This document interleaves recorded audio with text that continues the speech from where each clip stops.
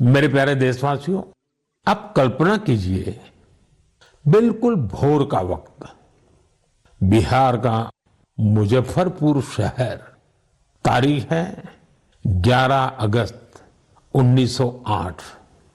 हर गली, हर चौराहा, हर हलचल उस समय जैसे थमी हुई थी। लोगों की आंखों में आंसू थे, लेकिन दिलों में ज्वाला थी। लोगों ने जेल को घेर रखा था, जहां एक 18 साल का युवक अंग्रेजों के खिलाफ अपना देश प्रेम व्यक्त करने की कीमत चुका रहा था। जेल के अंदर अंग्रेज अफसर एक युवा को फांसी देने की तैयारी कर रहे थे। उस युवा के चेहरे पर भय नहीं था, बल्कि गर्व से भरा हुआ था। वो गर्व जो देश के लिए मर मिटने वालों को होता है। वो वीर, वो साहसी युवा थे खुदीराम बोस। सिर्फ 18 साल की उम्र में उन्होंने वो साहस दिखाया जिसने पूरे देश को झकझोर दिया। तब अखबारों ने भी लिखा था, खुदीराम बोस जब फांसी के फंदे की ओर बढ़े तो उनके चेहरे पर मुस्कान थी। ऐसे ही अनगिनत बलिदानों के बाद, सदियों की तपस्या के बाद हमें आजादी मिली थी।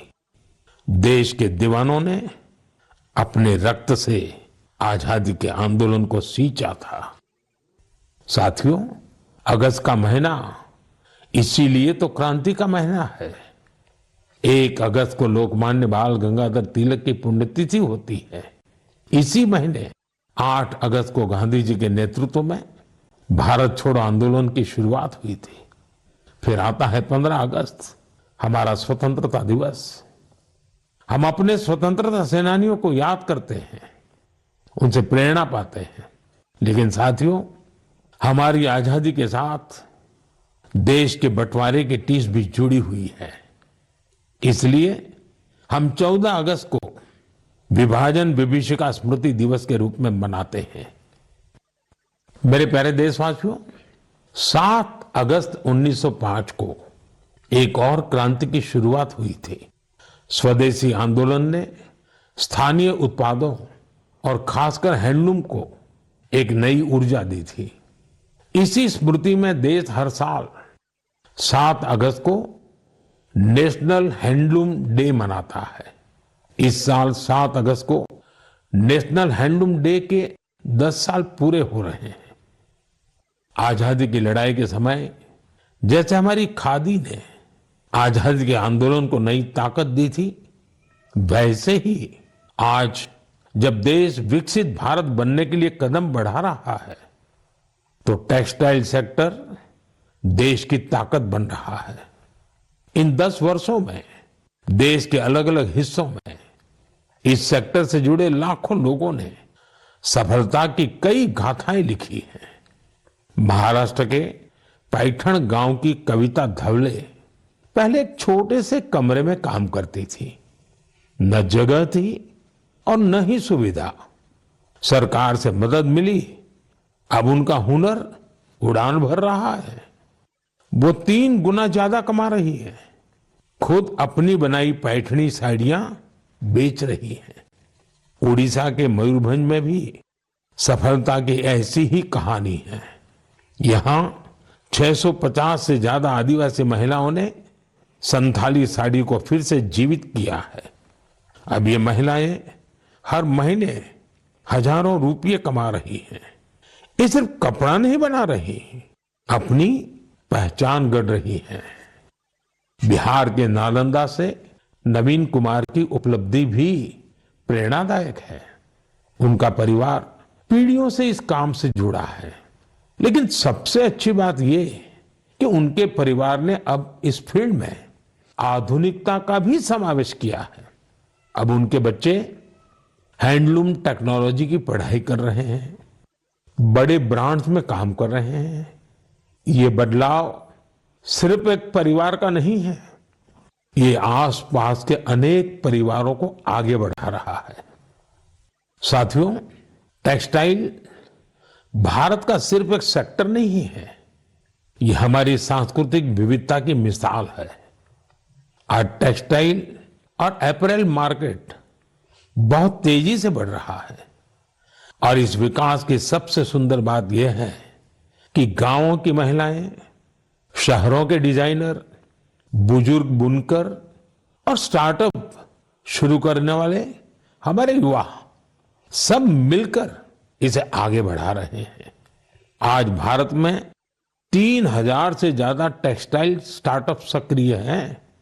कई स्टार्टअप्स ने भारत की हैंडलूम पहचान को ग्लोबल हाइट दी है। साथियों, 2047 के विकसित भारत का रास्ता आत्मनिर्भरता से होकर गुजरता है और आत्मनिर्भर भारत का सबसे बड़ा आधार है वोकल फॉर लोकल। जो चीजें भारत में बनी हो, जिसे बनाने में किसी भारतीय का पसीना बहा हो, वही खरीदे और वही बेचे, ये हमारा संकल्प होना चाहिए। मेरे प्यारे देशवासियों, भारत की विविधता की सबसे खूबसूरत झलक हमारे लोकगीतों और परंपराओं में मिलती है और इसी का हिस्सा होता है हमारे भजन और हमारे कीर्तन। लेकिन क्या आपने कभी सुना है कि कीर्तन के जरिए फॉरेस्ट फायर के प्रति लोगों को जागरूक किया जाए? शायद आपको विश्वास न हो, लेकिन उड़ीसा के क्योंझर जिले में एक अद्भुत कार्य हो रहा है। यहां राधा कृष्ण संकीर्तन मंडली नाम की एक टोली है। भक्ति के साथ साथ ये टोली आज पर्यावरण संरक्षण का भी मंत्र जप रही है। इस पहल की प्रेरणा है प्रमिला प्रधान जी। जंगल और पर्यावरण की रक्षा के लिए उन्होंने पारंपरिक गीतों में नए बोल जोड़े, नए संदेश जोड़े। उनकी टोली गांव-गांव गई, गीतों के माध्यम से लोगों को समझाया कि जंगल में लगने वाली आग से कितना नुकसान होता है। ये उदाहरण हमें याद दिलाता है कि हमारी लोक परंपराएं कोई बीते युग की चीज नहीं है। इनमें आज भी समाज को दिशा देने की शक्ति है।